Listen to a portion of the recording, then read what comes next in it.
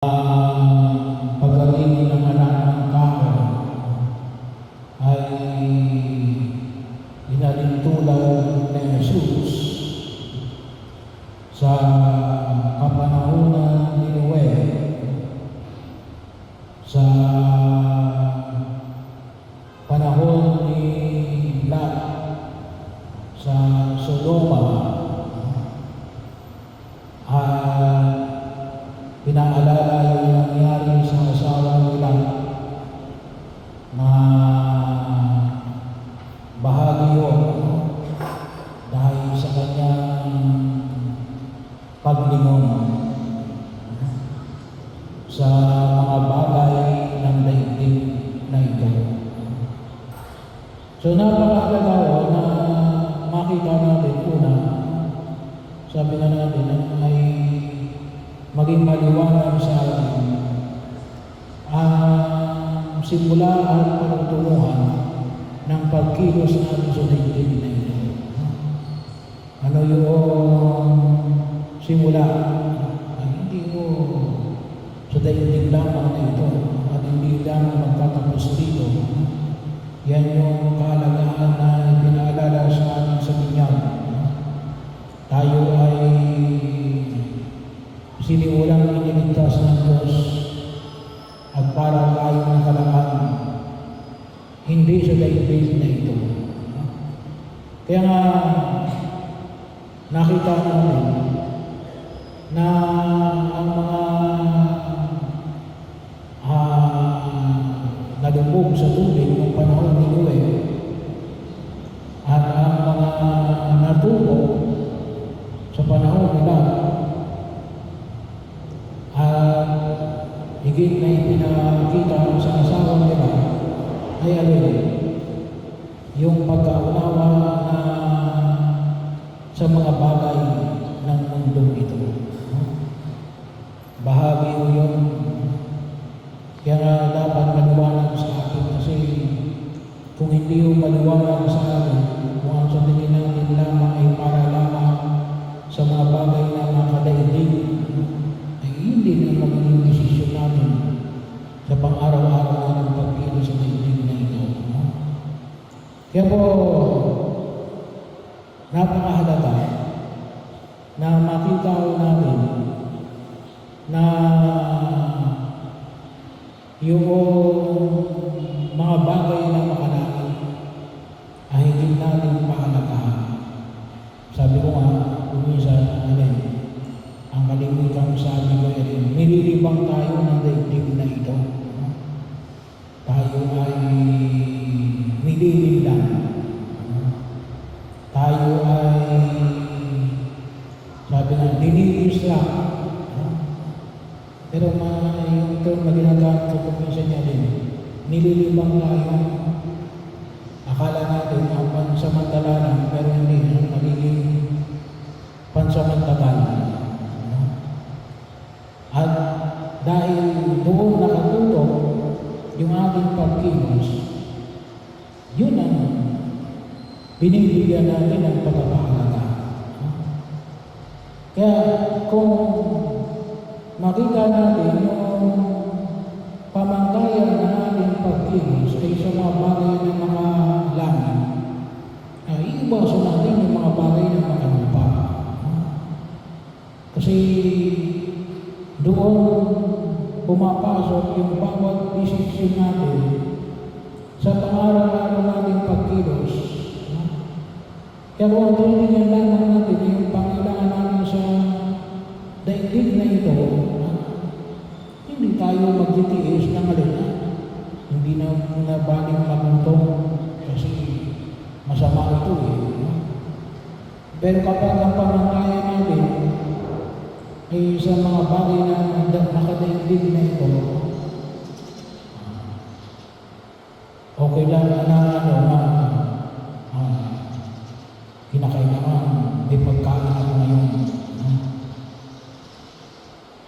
Whether sa anumang pamamaraan, mabuti man o masama. Pero kung yung intention atensyon natin ay matungkol sa mga bagay na makalangan, magtitiis tayo. Di ba aling magutom ngayon? Kaysa sa gumawa tayo ng kasamaan, hindi na baling malungkot ngayon. Basta hindi tayo ipapahamak. Di na baling wala pumapalakpak sa atin ngayon. Tayo naman ay kumakain sa tamang daan. Bahagi yun. Kaya, yung maliliit natin isasabay, sabihin natin na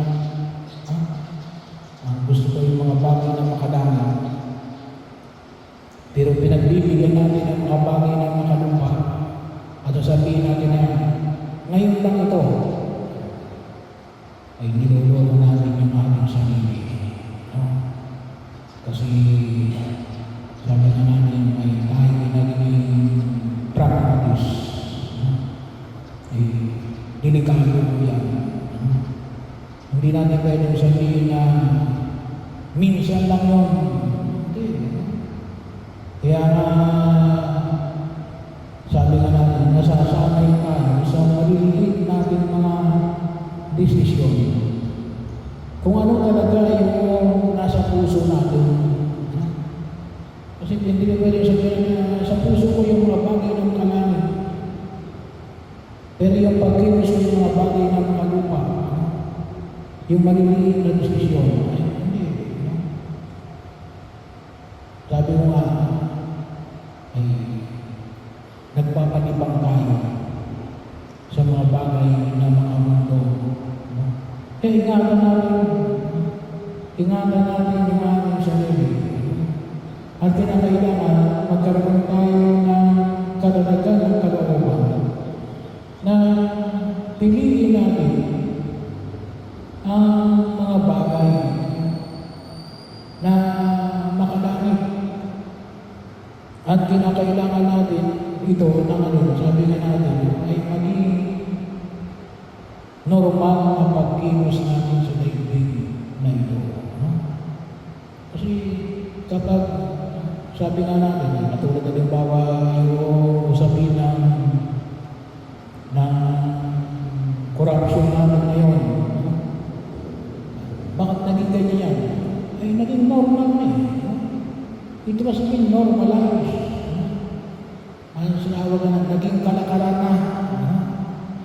Naging kalakaran na. Hindi lamang ako sa DPWH. Alam natin yan. Ngunit sa iba pa mga ahensya, sabi nga ng isang congressman yan, kahit na sa bawat barangay,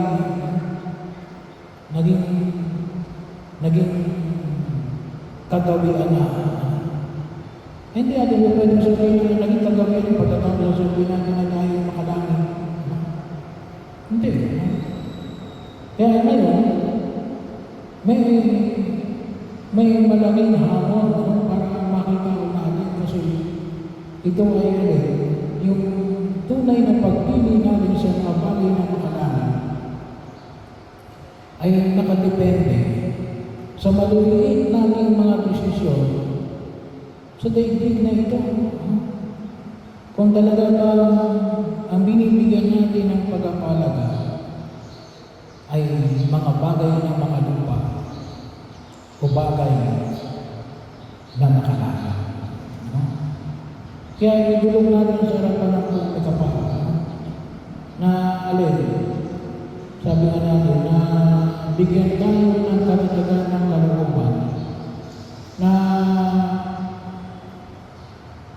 tumugon sa panawagan na ipinahayag sa atin ng buong may kapal sa bawat pagkilos natin sa daigdig na ito.